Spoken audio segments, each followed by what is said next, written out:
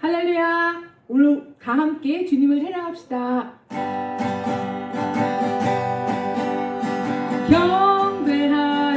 경배하리 내 온 맘 다해 찬양하리 내 온 힘 다해 온 힘 다해 주 찾으리 나 사는 동안 주님의 길을 나 따라가리 주님만을 경배하리 주님만을 찬양하리 찬양받기 합당하신 존귀하신 주만 높이리 주님만을 경배하리 주님만을 찬양하리 찬양받기 합당하신 존귀하신 주만 높이리 무릎 꿇고 주 맞이하리 내 모든 것 다 드리리 주를 향해 내 눈을 들고 주 의지하리 주만 의지하리 주님만을 경배하리 주님만을 찬양하리 찬양받기 합당하신 존귀하신 주만 높이리 주님만을 경배하리 주님만을 찬양하리 찬양받기 합당하신 존귀하신 주만 높이리 주의 보혈 능력 있도다 주의 피 믿어 주의 보혈 그 어린 양의 매복이 주만 비로다 주의 보혈 능력 있도다 주의 피 믿어 주의 보혈 그 어린 양의 매복이 주만 비로다 죄에서 자유롭게 함은 보혈의 능력 주의 보혈 시험을 이기는 승리되니 참 놀라운 능력이로다 주의 보혈 능력 있도다 주의 피 믿어 주의 보혈 그 어린 양의 매복이 주만 비로다 할렐루야.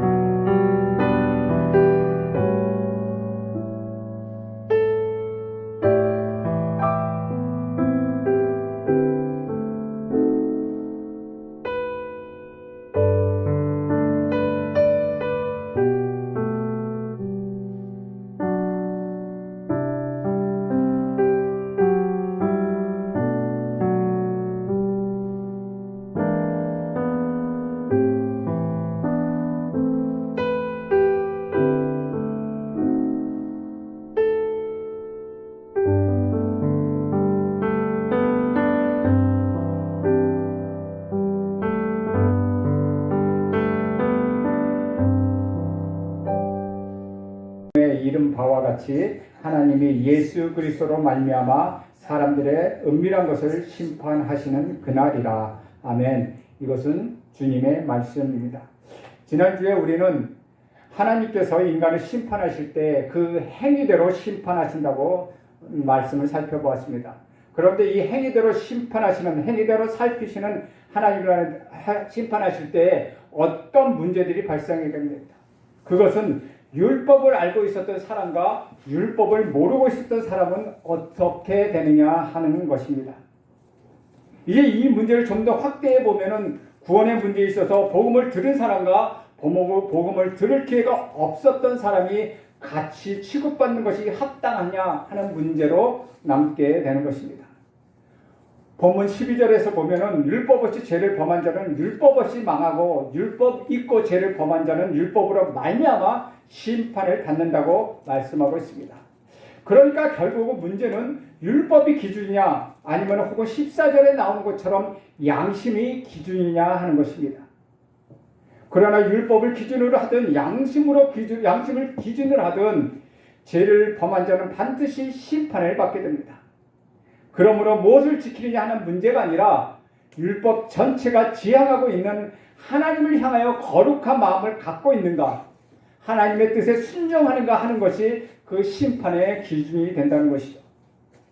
마찬가지로 그런 하나님에 관한 모든 것, 그 거룩한 것에 대하여 모르고 있는 사람일지라도 본성적으로 가진 양심의 소리에 비교해 볼 때 그가 죄를 지었으면 동일한 심판을 받는다는 것입니다. 유대인의 가장 큰 실수는 율법을 자기네가 맡았다는 것입니다. 하나님이 자기 민족에게 율법을 주셨다는 것 때문에 자기들이 이미 구원을 받은 대상이라고 그들은 생각하는 것이죠. 주님의 말씀이나 사도 바울은 유대인에게 율법을 준 것은 그것을 기준으로 해서 지키라는 것이고 또한 주님과 화목하고 하나님의 뜻을 성취하라는 것이지 그것을 맡은 것만으로 하여 너희가 다른 민족보다 우월하다라고 말씀한 것은 아니라는 것이죠. 그러니까 결국 한 사람에게 물어볼 것을 그가 죄를 범하였느냐 아니면 죄를 범하지 아니하였느냐입니다. 그러나 율법 없는 자에게 무엇이 범죄냐라고 물은다면 하나님을 모르는 것이 범죄라는 것이죠. 하나님의 뜻대로 살지 않는 것이 범죄인데 몰라서 억울하지 않느냐 하지만은 그들에게는 최소한 양심이 있다는 것입니다. 최소한 양심으로 유대인에게 그것이 죄라는 것이 더 분명하게 주어졌고 더불어서 또한 율법으로 말미암아 무엇이 죄냐 하는 것이 더 명백해졌다는 것이죠. 이방인들에게 율법이 주어지지 않았지만 최소한 양심, 도덕심이 있어서 자기들이 저지른 것이 죄라는 것을 알게 됩니다. 그런데도 양심에 비춰봐서 깨끗한 사람이 하나도 없다는 것이죠. 즉 하나님께서 인간을 심판하시고자 할 때에는 인간 중에 하나님의 심판에 대하여 변명하고 핑계하여 나는 이러저러하는 이유로 이 심판을 받는 것이 부당합니다 라고 말할 사람은 아무도 없다는 것입니다. 그 부분에 대해서 성경은 이렇게 말하고 있습니다. 특히 로마서 2장 2절에는 이런 일을 행하는 자에게 하나님의 판단이 진리대로 된다고 말씀하고 있습니다. 또 11절에 있는 바와 같이 하나님은 외모로 사람을 취하지 않는다는 말이 갖는 그 철저한 심판, 아무로 핑계댈 수 없는 심판이 있음을 여러분 분명히 인식해야 합니다. 이방인들은 몰랐다고 핑계댈 것이고 유대인들은 우리가 율법을 갖지 않았느냐, 하나님께서 우리에게 율법을 주었다는 것이 저 이방인들과 우리가 구별된 것이고 그 구별했다는 것은 우리를 자기의 백성으로 삼았기 때문에 율법을 가진 것은 구원을 얻은 표라고 그들은 생각하고 있다는 것입니다. 이것은 정말로 매우 어리석은 짓입니다. 그런데 이 문제는 이미 하나님이 아브라함을 부르신 사건으로부터 그 깊은 뜻이 내포되어 있습니다. 창세기 12장 2절에서 3절 말씀이 있습니다. 우리 함께 읽겠습니다. 시작. 내가 너를 큰 민족을 이루고 네게 복을 주어 내 이름을 창대하게 하리니 너는 복이 될지라. 너를 축복하는 자에게는 내가 복을 내리고 너를 저주하는 자에게는 내가 저주하리니 땅의 모든 족속이 너로 말미암아 복을 얻을 것이라 하시니라. 하나님께서 이렇게 대단한 약속을 해 주셨지만 그 복은 아브라함을 다른 사람과 구별해서 아브라함에게만 국한된 약속이 아니라는 것입니다. 즉 아브라함에게 한 약속들이 이름을 창대하게 하고 너를 번성하게 하고 너를 축복하는 자를 복받게 되는데 그것은 너는 복의 근원이 되리라는 하나님의 약속 때문이었다는 것이죠. 즉 너로 인하여 모든 유족의 복을 얻게 하려고 아브라함에게 복을 주셨다는 것입니다. 그러니까 아브라함이 왜 복을 받았는가를 보고 다른 사람들이 복을 얻게 하려고 아브라함은 그 자신이 복을 받는 사람으로 부르심을 받았을 뿐만 아니라 그로 말미암아 다른 민족들이 다른 모든 사람들이 복을 받을 수 있도록 중개인으로 부름을 받았다는 것입니다. 이처럼 유대인들은 율법을 자신들 것만 또는 자신들만 선택되었다는 표로서 받은 것이 아니라는 것입니다. 그리고 하나님에 대하여 하나님이 싫어하는 것, 주님이 기뻐하시는 것에 대하여 알고 지킴으로써 유대인뿐만 아니라 유대인을 통해 온 일과 하나님의 국률과 하나님의 은혜와 하나님의 거룩함과 심판을 제대로 전파하게 하시려고 유대인을 부르신 것입니다. 그러니까 유대인들은 자기들은 율법을 받았으니까 선택받은 자라고 생각하였고 율법을 행할 생각은 하지 않았습니다. 사람은 모두 자신이 행한 대로 심판을 받습니다. 그 행한 대로는 지금 유대인을 보거나 이방인을 보거나 양쪽 다 하나님께서 요구하시는 거룩함과 생명과 하나님을 기뻐하시는 자리에까지 이르지는 못하는 모든 것, 즉 그 행위로 나타난 그의 악행에 따라서 우리 하나님은 심판하신다는 것입니다. 이와 같이 사도 바울은 오늘 본문에서 심판의 날에 적용될 법에 대하여 기록하고 있습니다. 유대인들은 율법에 따라서 심판을 받게 되실 것이고 불신자 즉 이방인들은 각 사람이 가지고 있는 양심의 법에 따라 심판받는다는 것을 밝혀주고 있습니다.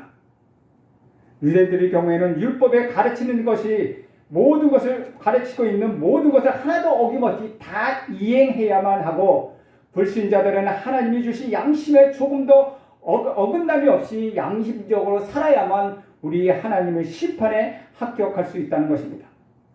그런데 문제는 그 어떤 유대인도 율법을 다 행할 수 없으며 그 어떤 이방인도 하나님이 주신 그 양심대로 틀림없이 살 수는 없다는 것입니다. 그러므로 법대로 한다면 이 세상에 어느 누구도 단 한 사람도 구원을 받을 수 없습니다. 즉 하나님께서 법을 떠나서 은혜를 베풀어 주시지 않는다면 이 세상에서 구원받을 사람은 하나도 없습니다. 또한 사도 바울은 모든 인류에게 그리스도를 통한 구원의 계획이 왜 필요한지를 입증하기 위해서 유대인이든지 이방인이든지 그 행위대로 하나님의 합격 기준에 미치지 못함을 지금 강조하고 있는 것입니다. 그러므로 오늘 본문에서는 행위대로 구원받을 육체가 하나도 없으므로 하나님의 구원 계획에 따라서 복음을 받아들임으로 믿음으로 구원받고 또 구원받은 자가 마땅히 행해야 할 것을 실천하기를 암시하고 있습니다. 율법은 하나님이 주신 것이기 때문에 율법이 없는 이방인들은 사람으로 여기지 않았습니다. 그 거룩한 율법을 알고 그것을 믿는 저들 즉 유대인들만의 특권이며 하나님의 축복을 가진 자라고 유대인들은 생각했습니다. 그러나 여지없이 바울은 정면으로 공격하며 하나님께서는 외모로 사람을 취하지 아니하신다는 것입니다. 하나님 앞에서 유대인이나 이방인이나 신분과 학식의 차이나 또는 인종의 차이나 지역 간의 차이에 사람의 차이에 관심 없이 우리 하나님은 그 내면을 보시고 심판하신다는 것입니다. 율법의 특권을 가지라 하는 것이 아니라 율법을 통해서 하나님이 원하시는 대로 살라는 의도가 있다는 것입니다. 율법을 주신 하나님은 율법을 통해서 하고자 하는 말씀과 분명한 요구가 있었습니다. 우리 12절과 13절 한 목소리로 읽겠습니다. 시작. 무릇 율법 없이 범죄한 자는 또한 율법 없이 망하고 무릇 율법이 있고 범죄한 자는 율법으로 말미암아 심판을 받으리라. 하나님 앞에서는 율법을 듣는 자가 의인이 아니요 오직 율법을 행하는 자라야 의롭다 하심을 얻으리니. 여러분 자동차 운전을 하다가 보면은 경찰로부터 범칙금 티켓을 받게 되는 경우가 있습니다. 어떤 경우에 우리가 범칙금을 받게 됩니까? 교통법규를 어겼을 때 범칙금을 받게 됩니다. 이처럼 법을 어기면 그때 따르는 심판을 내리게 되어 있습니다. 유대인들은 모세를 통하여 하나님으로부터 받은 율법이 있었습니다. 이 율법은 하나님과 유대인 사이에 맺은 언약의 약속이었습니다. 하나님께서는 유대인들과 언약을 맺기를, 만약 유대인들이 하나님과 맺은 언약을 잘 지키면 복을 내려주고, 만약 이 언약을 지키지 않으면 벌을 내리실 것이라고 언약하였던 것입니다. 우리가 무엇을 계약할 때 사인을 하게 되는데, 유대인들은 하나님과를 계약을 할 때 모세는 율법을 읽어주고 유대 백성들은 그 법을 지키겠다고 입으로 아멘 하면서 서약을 했던 것입니다. 그러므로 유대인들이 만약 모세를 통해서 받은 율법을 잘 지키면 상관없겠지만은 법을 하나라도 어기게 된다면 하나님의 심판을 면치 못하게 됩니다. 법을 어긴 사람은 서지에서는 비록 법을 어겼지만 벌을 내리지 않고 그냥 넘어가 주었으면 하는 마음을 갖기 마련입니다. 그러나 심판자이신 우리 하나님은 누구는 심판하고 누구는 벌을 주지 않고, 그가 무슨 법을 어겼으면 법에 따라서 공정하게 심판하시는 하나님이십니다. 그런 의미에서 12절에서 율법이 있고 죄를 범하는 자는 율법으로 말미암아 심판을 받는다고 말씀하고 있습니다. 문제는 모세의 율법을 하나도 어김없이 다 지키는 사람은 존재하지 않는다는 것입니다. 율법에서 해서 안 되는 법이 있지만 무엇을 해야 한다는 법도 있습니다. 따라서 해서 안 되는 법을 잘 지켜서 합격을 했다 할지라도 무엇을 하라고 하는 것을 다 이행하지 않는다면 그 경우는 법을 어긴 자가 되는 것입니다. 그런 차원에서 13절에서 율법을 듣는 자가 의인이 아니요 율법을 행하는 자가 의롭다 하심을 얻는다고 말씀하고 있는 것입니다. 율법을 듣고 아는 것으로 합격하는 것이 아니라 듣고 알고 실천함으로써 비로소 합격이 된다는 것입니다. 또한 율법을 가르치는 자도 율법을 가르치는 것으로 합격이 되는 것이 아니라 율법을 남에게 가르쳤다면 그 가르친 율법을 몸소 실천해야만 비로소 우리 하나님께로부터 의롭다 하심을 판정받을 수 있다는 뜻이죠. 그런 뜻에서 율법에서 정통한 율법 선생이 남을 아무리 열심히 가르친다 하더라도 그 율법이 자기 생활에 적용하지 못한다면은 율법을 어긴 자가 되어서 그 벌을, 그 심판을 면치 못한다는 것입니다. 한마디로 율법 앞에 무죄가 없다고 주장하는 자가, 무죄라고 주장하는 자가 이 세상에 하나도 없다는 것이죠. 하나님 앞에서는 율법을 듣는 자가 의인이 아니라는 것입니다. 그런데 유대인들에게는 율법에 대한 절대적인 의식이 있었습니다. 신명기 6장에서 6장 6절에서 9절까지 이렇게 기록하고 있습니다. 제가 읽겠습니다. 너는 내가 네게 명령한 이 말씀을 너는 마음에 새기고 내 자녀에게 부지런히 가르치며 집에 앉아 있을 때에든지 길을 갈 때에든지 누워 있을 때에든지 일어날 때에든지 이 말씀을 강론할 것이며 너는 또 그것을 내 손목에 메어 기호를 삼으며 내 미간에 붙여 표로 삼고 또 내 집 문설주와 밖관문에 기록할지니라. 과연 유대인들에게는 율법 그 자체가 바로 생활이었습니다. 저들에게는 율법에 대해서 배우고 가르치는 것이 그들의 큰 특권이었습니다. 유대인들의 납비들은 교훈에서도 율법을 배우고 율법을 많이 배우고 많이 아는 것이 의라고 가르쳤습니다. 저들의 실수는 율법을 소유하고 있고 율법을 듣고 배우는 지식 자체를 의라고 인정하는 것, 그것을 당연시했다는 것입니다. 우리는 예수님 당시 외식하는 서기관과 바리새인들의 착각을 잘 알고 있습니다. 당시 바리새인들은 예수님을 자신이 자랑한 율법의 이름으로 정죄하고 율법의 이름으로 우리 예수님을 십자가에 못 박아버렸습니다. 그래서 사도 바울은 지금 이것을 공격하고 있는 것입니다. 율법의 요구는 듣고 믿는 것이 아는 것이 아니라 행함에 있다는 것입니다. 13절에 보면 하나님 앞에서는 율법을 듣는 자가 의인이 아니요 오직 율법을 행하는 자라야 의롭다 하심을 얻었다고 분명히 말씀하고 있습니다. 여기서 우리는 신앙의 위대한 원리 하나를 발견합니다. 신앙의 가치는 율법이든 말씀이든 그것을 듣는 데 있지 않고 말씀을 아멘하고 순종하는 데 있다는 것입니다. 즉 말씀을 듣는 것이 목적이 아니라 말씀을 순종하는 것, 그것이 더 중요하다는 것이죠. 오늘 우리는 당시 유대인이 율법의 홍수 속에 살고 있듯이 말씀의 홍수 속에 우리는 살아가고 있습니다. 그런데도 안타까운 것은 우리 성도들 가슴 속에 하나님의 말씀이 메말라 가고 있다는 것입니다. 설교를 듣는데 목적이 돼서는 안 됩니다. 하나님의 말씀을 듣고 말씀에 따라 순종하는 것을 끊임없이 반복되어야 한다는 것입니다. 설교를 들려주는데 매력이 있다며 세상의 강요와 다를 바가 없다는 것입니다. 우리의 믿음은 앉아서 듣는 믿음이 아니라 경험된 믿음이어야 하고 순종하는 믿음이어야 합니다. 따라서 유대인들은 모세를 통해서 받은 율법이 있었기 때문에 율법 아래 매일 수밖에 없었습니다. 그렇지만 유대인이 아닌 이방인들에게는 율법이 주어지지 않았기 때문에 그들은 율법에 매이지 않았습니다. 즉 모세의 율법을 지켜야 할 의무가 그들에게는 없었다는 것이죠. 유대인은 율법에 따라 심판을 받게 되지만 율법이 없는 이방인들에게는 율법이 없으므로 그들은 심판받을 근거가 없기 때문입니다. 그런데 사도 바울은 12절에서 율법이 없이 죄를 범한 자는 율법 없이 망한다고 하였고 율법이 없는 이방인도 심판받을 다른 법이 있음을 말하고 있습니다. 그래서 사도 바울은 이미 1장에서 하나님께서 모든 인간에게 선악을 알만한 마음을 주셨고 또 세상 만물을 보면 만물 안에 하나님을 느끼고 알도록 창조하셨는데 또 오늘 14절 15절에 보면 인간의 본성과 그리고 양심이 바로 율법이 된다고 기록하고 있다는 것입니다. 우리 14절 15절 한 목소리로 읽겠습니다. 시작. 율법 없는 이방인이 본성으로 율법의 일을 행할 때에는 이 사람은 율법이 없어도 자기가 자기에게 율법이 되나니 이들은 그 양심이 증거가 되어 그 생각들이 서로 혹은 고발하며 혹은 변명하여 그 마음에 새긴 율법의 행위를 나타냅니다. 모세의 율법은 돌판에 기록하여 두었습니다. 그러나 하나님께서는 모든 사람이 양심에 기록한 법이 있음을 지금 말하고 있습니다.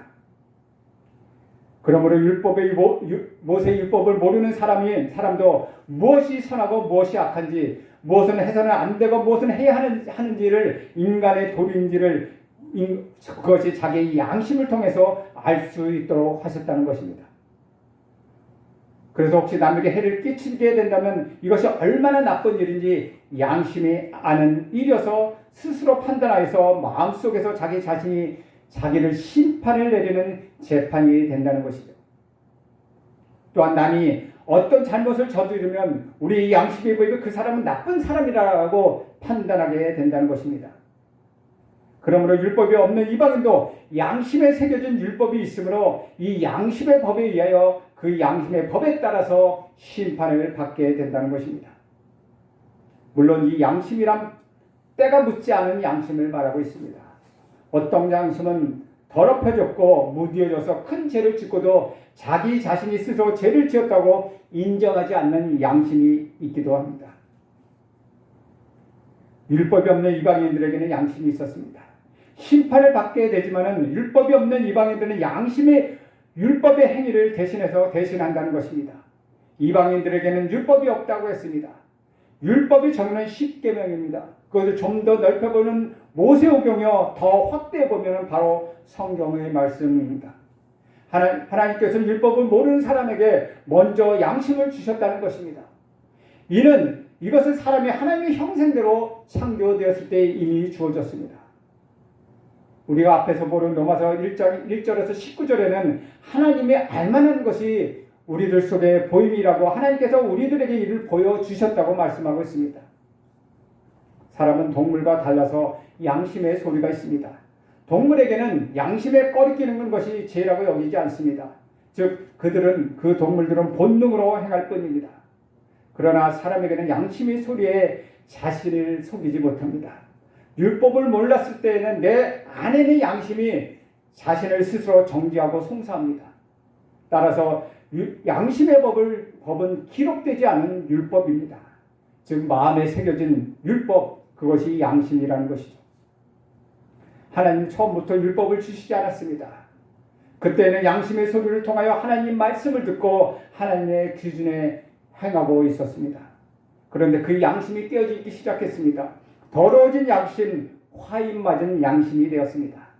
원래 양심을 하나님을 보는 거울이요 하나님의 말씀을 듣는 수단이요 하나님의 마음을 읽는 원리였습니다.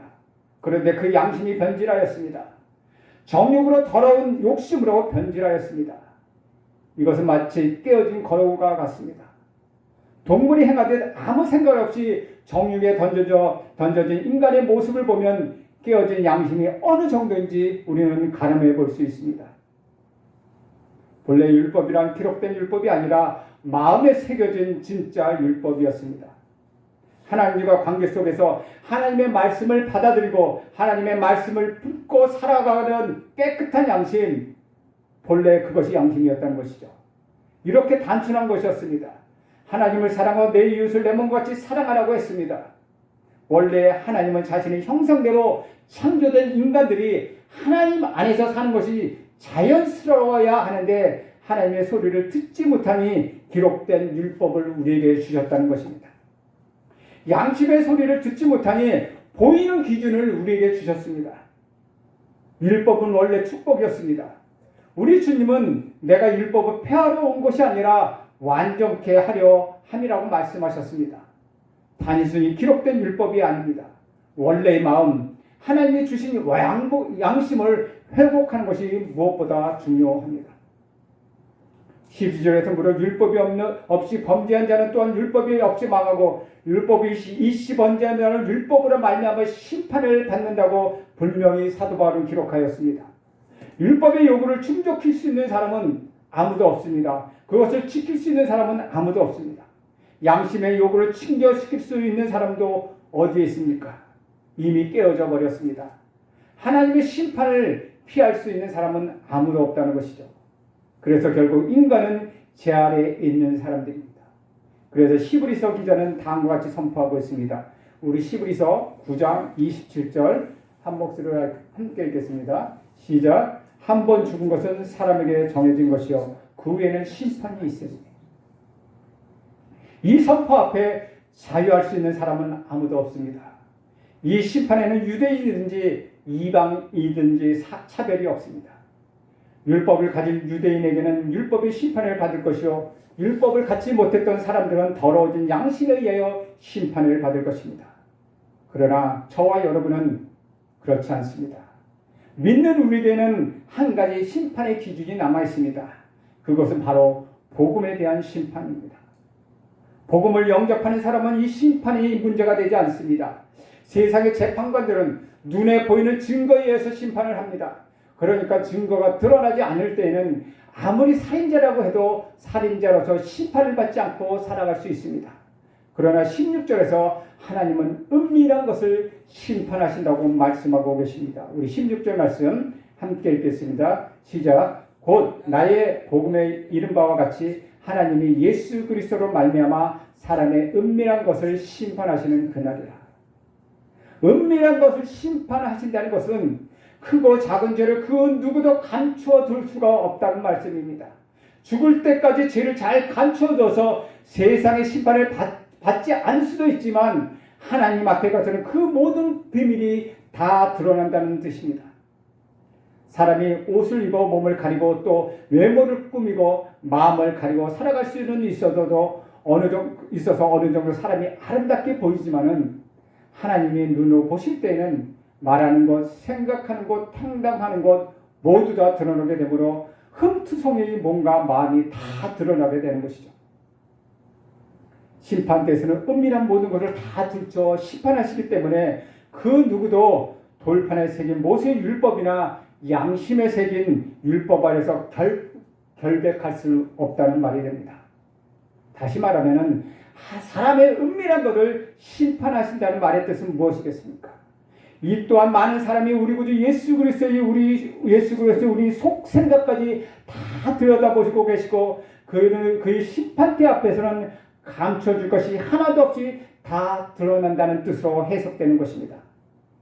그러나 그 은밀한 것이 단지 우리의 숨은 생각을 말하는 것이고 감춰진 행동을 가르치는 것이라면 그것이 우리에게 무슨 도움이 되겠습니까?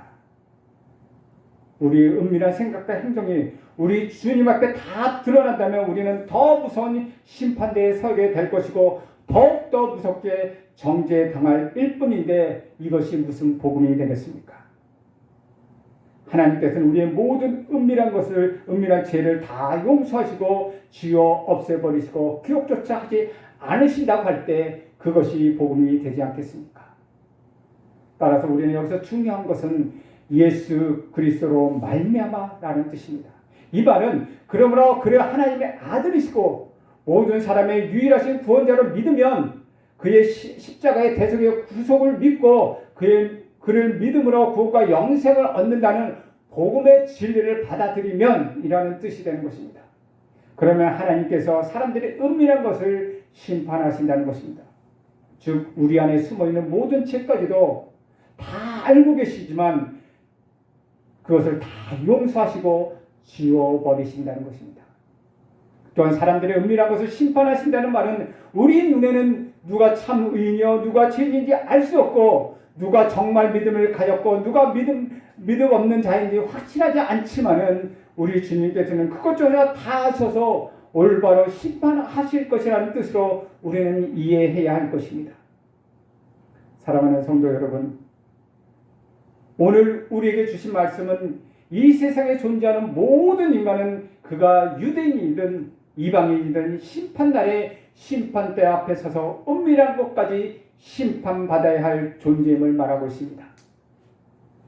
율법을 받은 자는 그 율법에 따라 심판을 받을 것이고 율법을 받지 않은 자는 양심에 새겨진 그 양심의 법에 따라서 심판을 받을 것입니다. 문제는 모세의 율법을 받은 자이든지 양심의 법을 받은 자이든지 은밀한 것을 심판하시는 하나님 앞에서는 다 죄인으로 판별될 것이 뻔하므로 이에 대한 대책이 시급하다는 것입니다. 하나님께서는 그 대책으로 모든 율법과 양심의 율법을 법한 모든 죄인이 심판을 면할 수 있도록 우리 구주 예수 그리스도라는 대책을 세워 놓으신 것입니다. 우리 주님 모든 죄인을 대신하여 십자가에 지시고 돌아가시게 하셨습니다. 그것이 대책입니다. 6월절 어린 양을 잡아 그 피로 묻지방에 발라 유대인들의 장자들이 죽음을 면한 것 같이 우리 구주 예수 그리스도를 십자가에 못 박아 피 흘리게 하셔서 그 피의 진리를 믿고 순종하는 자마다 죄에서 구원받도록 대책을 세워 놓으신 것입니다. 하나님의 은혜로 이 대책을 받은 우리는 진리이신 우리 구주 예수 그리스도의 말씀을 받고 그 말씀을 이해하고 이해한 말씀을 실천해 나가야만 합니다. 십자가 앞에 다 서야 한다는 사실을 알고 그에 대한 하나님의 대책을 알았지만 그것을 알고만 있는 자는 죄의인이 아니요 아는 것을 행하는 자라야 의롭다 하심을 얻게 됨을 확인할 수 있습니다. 무엇이 하나님이 바라신 뜻인지 말씀을 통하여 배웠고 깨닫고 알고 그것을 실천해 나가야만 의인이라고 말씀하시는 것입니다. 그래서 우리 주님께서는 마태복음 7장 21절에 이렇게 말씀하고 있습니다. 제가 읽겠습니다. 나더러 주여 주여 하는 자마다 다 천국에 들어갈 것이 아니요 다만 하늘에 계신 내 아버지의 뜻대로 행하는 자라야 들어가리라. 그런데 아버지의 뜻은 성경에 기록되어 있으므로 성경을 읽고 성경을 듣고 성경을 가르침을 받아 하나님의 뜻을 바로 알고 이해하고 바로 이해한 말씀을 일상생활에서 하나하나 실천해 나가야 하는 것입니다. 유대인들은 율법을 자랑하고 듣고 소유한 것으로 구원을 확신하고 율법에 없는 이방인들은 자기의 소견이 옳은 대로 행하여 구원을 확신하였습니다. 하나님께서는 우리 구주 예수 그리스도를 이 땅에 보내주셨습니다. 이는 율법이 있는 유대인이든 율법이 없는 이방인이든 자신들이 알고 있는 의의 기준 곧 율법과 양심에 비춰볼 때 모두 다 죄인이기 때문입니다. 우리 구주 예수 그리스도가 심판을 치러 오실 때 예수님은 우리의 은밀한 행위를 모두 살펴보실 것입니다. 그러므로 어떤 사람도 우리 구주 예수 그리스도 심판에서 제외될 수가 없습니다. 유대인은 자신의 율법을 지키지 못함을 회개해야 하고 이방인들은 자신의 양심의 기준의 불완전성과 그 기준대로 행하지 못한 것을 회개해야 합니다. 우리 예수님이 오시기 전에나 우리 예수님이 오신 후에 복음을 듣기 전에 죽은 영혼들의 구원, 특히 선하게 산 사람들의 구원에 관한 질문을 많이 받게 됩니다. 하나님께서 분명 인간에게 양심의 기준에 따라 인간의 내면과 삶을 모두 들여다보신다고 하셨습니다. 그러므로 하나님의 기준에 따라 심판하실 것입니다. 율법을 받은 유대인들과 철저히 지킨 사람들은 율법의 기준에 따라 하나님의 심판을 받을 것입니다. 중요한 것은 성경에는 의인이 없나니 하나도 없다고 선언하고 있다는 것입니다. 율법 가운데 하나를 어기면 모든 율법을 어긴 것이기 때문입니다. 마태복음 5장 17절에서 19절에 이렇게 얘기하고 있습니다. 제가 읽겠습니다. 내가 율법으로 선지를 폐하러 온 줄로 생각하지 말라. 폐하러 온 것이 아니라 완전하게 하려 함이라. 진실로 너희에게 이르노니 천지가 없어지기 전에 율법이 1.1획도 결코 없어지지 않냐고 다 이루리라.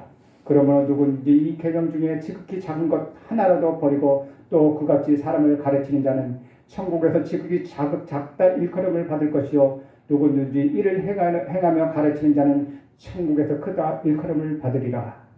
또한 야고보서 2장 10절 우리 함께 읽겠습니다. 시작. 누구든지 온 율법을 지키다가 그 하나를 범하면 모두 범함자가 되나니. 주 안에서 사랑하는 여러분, 율법이 없이 죄를 범한 자는 율법 없이 망하고 율법 있고 죄를 범한 자는 율법으로 말미암아 심판을 받는다는 말씀을 가슴에 새기십시오. 우리는 율법 없이 지날 때 멸망할 수밖에 없는 존재였지만 하나님을 알고 하나님을 믿게 하셔서 우리 구주 예수 그리스도를 통하여 구원을 얻게 하심으로 인하여 감사와 찬양을 드리십시오. 복음을 통하여 율법을 알게 되었지만 율법을 알아도 온전하게 지킬 수 없음을 고백하십시오. 우리는 우리 구주 예수 그리스도의 십자가의 은혜가 아니면 율법을 알지만 율법을 인하여 심판받을 수밖에 없습니다. 그러므로 하나님의 은혜를 기억하고 감사하며 하나님의 말씀에 순종하고 최선을 다하며 살아가는 저와 여러분이 되시기를 간절히 바랍니다. 우리 기도하겠습니다. 하나님, 오늘 주신 말씀을 통해 기도하겠습니다. 하나님께서 이 세상에 율법과 양심을 주셨지만은 우리가 그 율법과 양심 앞에서 올바로 설 수 없을 죄인임을 깨달았습니다. 즉 하나님의 심판 앞에서 죄인임을 깨달았습니다. 하나님, 우리를 용서하여 주시옵소서.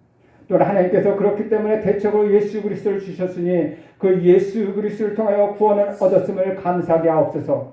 그 예수 그리스도를 통하여서 우리가 구원을 얻게 됐음을 하나님께 은혜로 감사하며 살아가게 하옵소서. 우리 함께 기도하겠습니다.